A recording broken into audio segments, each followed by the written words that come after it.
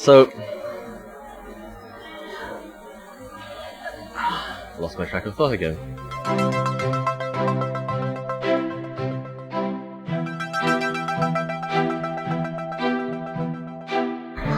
So, today we're going to talk about Nakaya. It's a pretty divisive, interesting issue. So, general introduction. It's named after what platinum used to be named, like back when it was founded in 1919, that's nearly 100 years ago. Basically, it's an ebonite or hard rubber body with layers and layers of urushi on top. Urushi basically being traditional tree lacquer with pigmentation added. It was traditionally used for painting and for decorating various wooden pieces of furniture, and it's made its way into decorating fountain pens. This brand does not come cheap. We're talking minimum 550 USD or so. A lot of people like them, some people hate them. I'd like to think of myself as only very slightly biased in favor of Nakaya. I like Japanese pens in general. My favorite brand pen is still Sailor, so those are my leanings. Having said that, I actually asked a few friends for their opinions on the Nakaya. Some own them, some don't, and I have some friends who are like, yes, I like the tradition. I have other friends who before having tried one were like, oh, they're sort of ugly, they're sort of overpriced, don't know what they're about, and then once they tried it, they were like, oh, hey, actually, when you hold it, it's the response of the lacquer to your body warmth, it's warm in the hand. I've got others who are like, it's a good price for what it represents, which is you have an amazing amount of culture and tradition in one pen that you can use every day. On the other hand, you've got people who are like, it's like a glorified, overpriced Platinum 3706, which is not entirely false if you consider it's basically the same nibs with a different print on the nib. It's a good value for what it represents, but it's also at a price point where you expect the quality of the pen to be proportional to the price you pay for it. For example, you expect you wouldn't want to buy a pen for that price that would crack really easily, that would have possibly certain quality control issues on the nibs.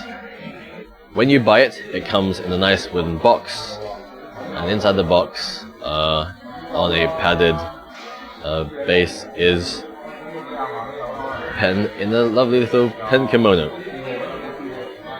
And mine is what was supposed to be our Tamanuri, which is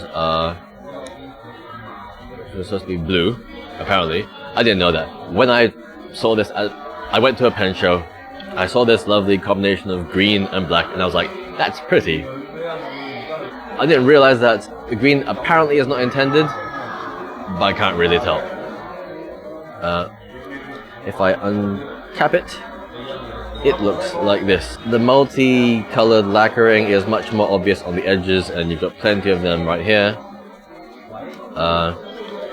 Mine was, I wanted a music nib. They didn't have any music nib units in stock, and so Nakaya's nib engineering technician basically ground a stub for me from a double broad, from like a double broad, on his Japanese whetstone, grinding stone things. So that's that. They're all cartridge fillers. I'm currently reusing a cartridge. I'll talk about the ink later. So this is their smallest model. It's the Nakaya Piccolo Cigar with the tapered flat ends. Obviously, it comes in much longer versions, rounded ends, or like a lot flatter ends, and a lot more or less decoration, depending on how much more you want to pay for their exquisite artwork. Now, I've used this for a year, and well, what can I say about it? It's an everyday carry, but I usually only use it for writing letters. It's fairly wet writer, so I usually leave it for letter writing because it's a stub. It's much easier to use a regular round fine tip nib for that. So this is a cigar. The ink I'm using right now is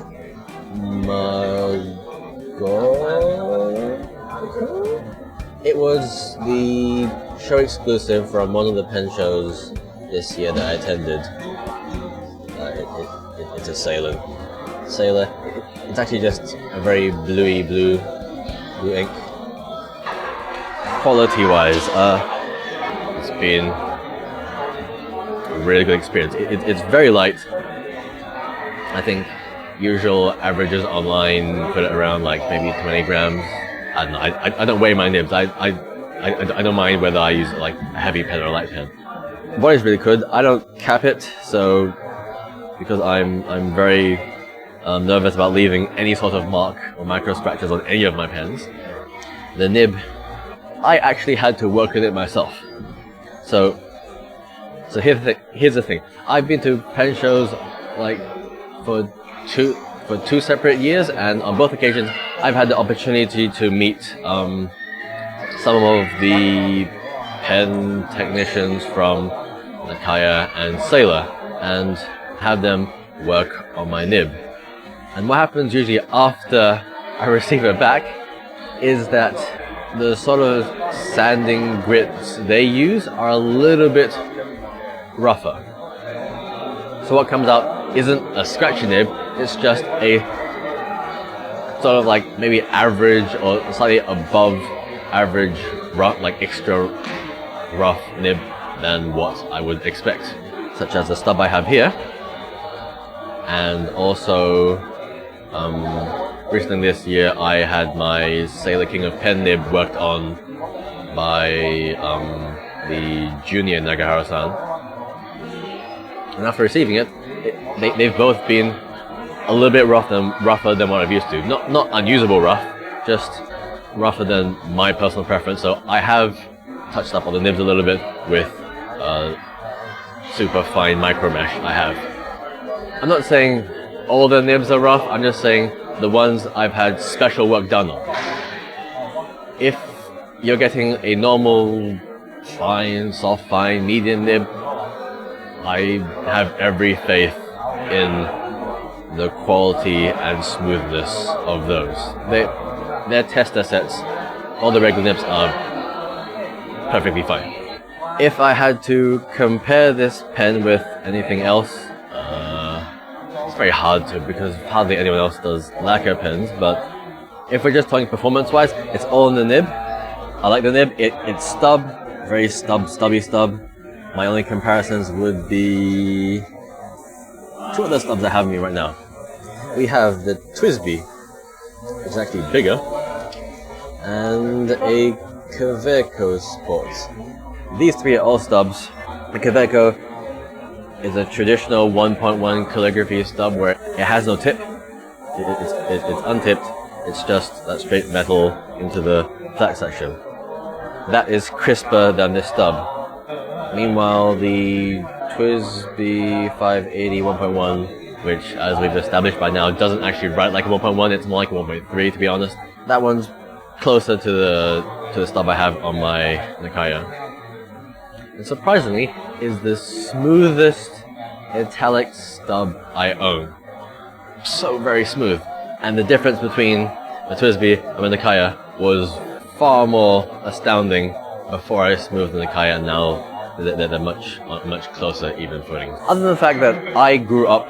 I haven't been in this for very long, maybe like 3 or 4 years. The first pen I used was the Lamy Joy with 1.1 calligraphy, so italic nibs cured my ugly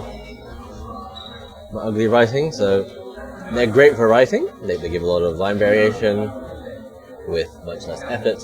For drawing, I don't draw with them as much because I much prefer a finer nib for drawing, but if provoked, I can. Sometimes the inspiration strikes me and I do use a stub for sketching.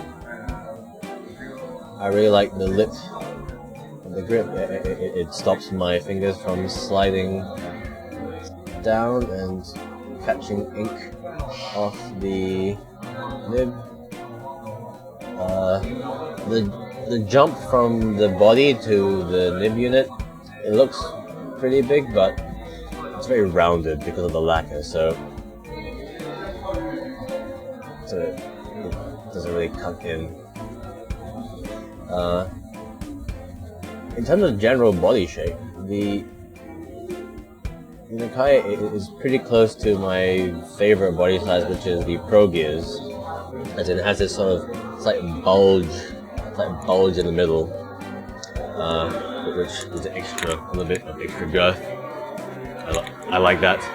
A lot of the pilots just tend to be like just straight.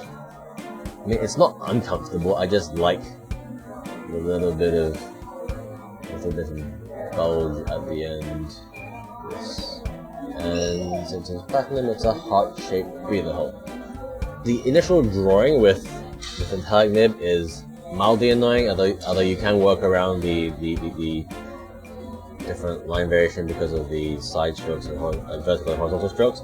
But when it comes to shading, you can't really beat an metallic nib for just making those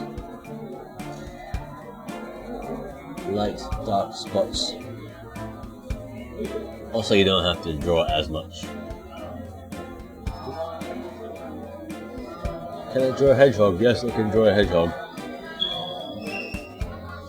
Hedgehogs are easy.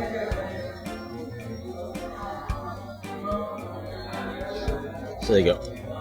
So that's essentially my review of my Nakaya Piccolo cigar. What apparently should have been our Tamanuri.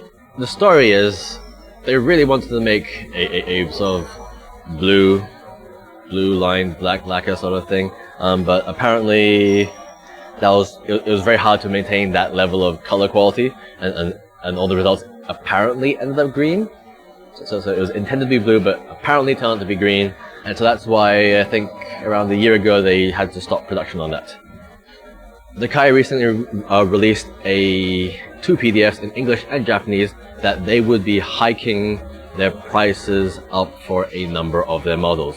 The base models have remained mostly unchanged. Certain other models, like the slightly more higher end models with, especially with the speckly bodies and everything, they have increased the price by, I think it's in the region of anywhere between 50 to 100. Most of the non-base models will maybe increase by maybe 50 or 100, 50 to 100 USD or so.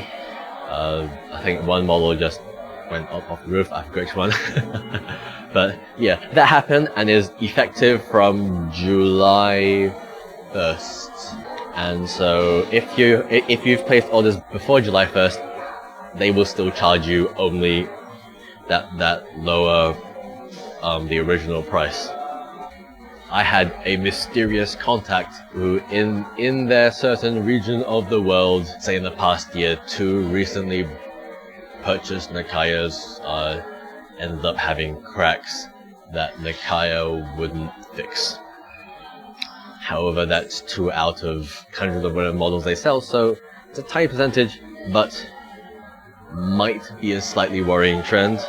I'm not trying to throw cold water over this, but apparently this is happening, so you might want to be slightly wary. Otherwise, I mean, for the most part, it's going to be a really good pen if you can afford it. I personally think it's beautiful. It's a work of art that can be appreciated for the amount of time and effort and thoughtfulness that has been put into design on this pen. That's what it is. It's about 4 tons.